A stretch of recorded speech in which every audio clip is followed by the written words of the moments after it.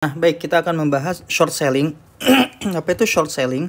Short artinya adalah kegiatan menjual, tetapi menjualnya ini berbeda ya. Kalau biasanya kita menjual saham itu punya kita, kalau short selling ini kita minjem saham orang lain ya, lalu kita jual gitu. Jadi kita minjem saham orang lain, kita jual.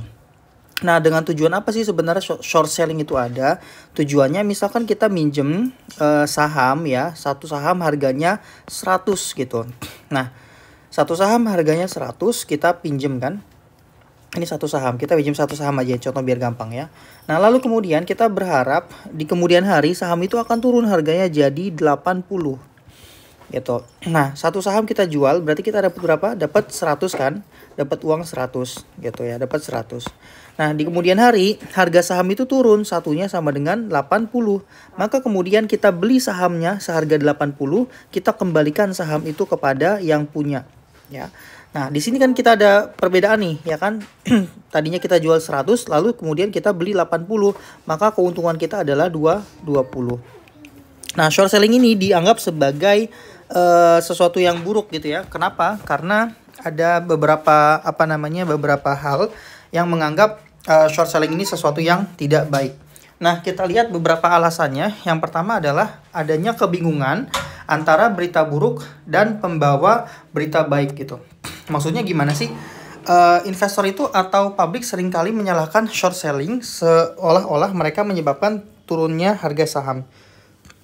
Nah, di sini short selling ini sering dikaitkan dengan gara-gara adanya short selling, maka saham-saham itu harganya jadi pada turun kayak gitu.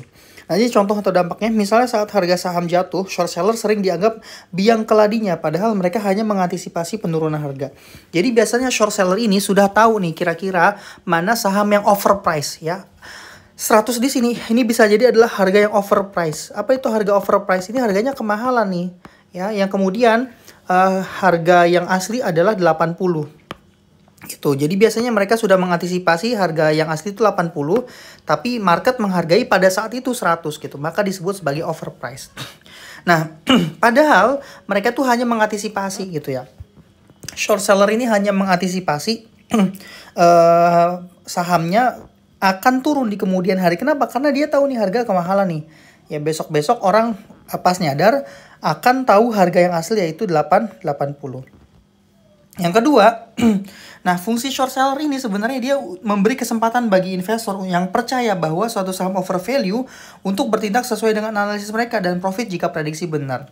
Jadi short selling ini sebenarnya juga anticipated gitu. Dia nggak mungkin melakukan short selling sebelum melakukan analisis gitu. Sebelum dia tahu, oh ini ternyata nih sahamnya ini overpriced, kemahalan gitu ya. Maka kalau tebakan dia benar, analisis dia benar, maka dia dapat untung. Tapi kalau misalkan analisis dia salah, maka dia tidak akan mendapatkan keuntungan. Siapa tahu ya, harganya itu naik dari 100 menjadi 150 misalkan ya. Nah, maka ini rugi nih. Kenapa dia harus membeli harga 150 per sahamnya? Ya, per satu saham gitu. Nah, di sini rugi berapa? Minus 50. Kayak gitu. Menjual saham yang dipinjam saat harga tinggi, lalu membelinya kembali saat harga rendah atau profit dari selisih harga. Nah, kita lihat kemudian efek pada harga sahamnya. Short selling tidak menyebabkan harga turun, tapi memaksa pasar mencerminkan prospek buruk perusahaan lebih cepat. Jadi sebenarnya perusahaan-perusahaan yang overpriced dalam tanda kutip ya, kan harga sahamnya kemahalan, padahal performanya itu rendah ya. Maka di sini short selling ini tidak menyebabkan mereka menjadi bukan penyebab harganya sahamnya turun, tetapi menyebabkan ya harga terkoreksi lebih cepat. Ya, harga terkoreksi lebih cepat. Karena kenapa? Karena tahu nih memang saham ini itu overpriced atau kemahalannya. Oke.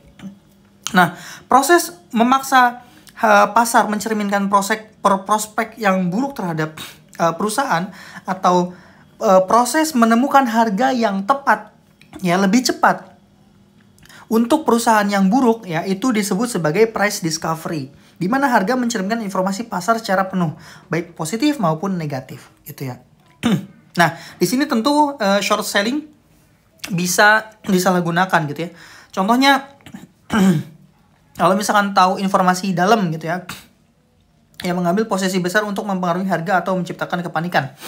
Nah, di sini misalkan contohnya adalah WorldCom, Enron, Tyco, di mana short seller sudah ambil posisi besar sebelum perusahaan diawasi regulator. Ini biasa insider ya, dia tahu informasi lebih awal bahwa perusahaan ini akan bermasalah.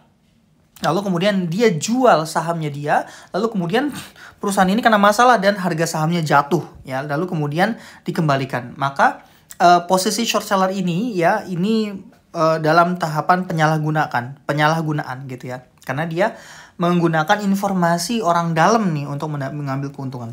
Tetapi positifnya adalah di sini short seller membantu menemukan skandal tersembunyi atau perusahaan bermasalah lebih cepat.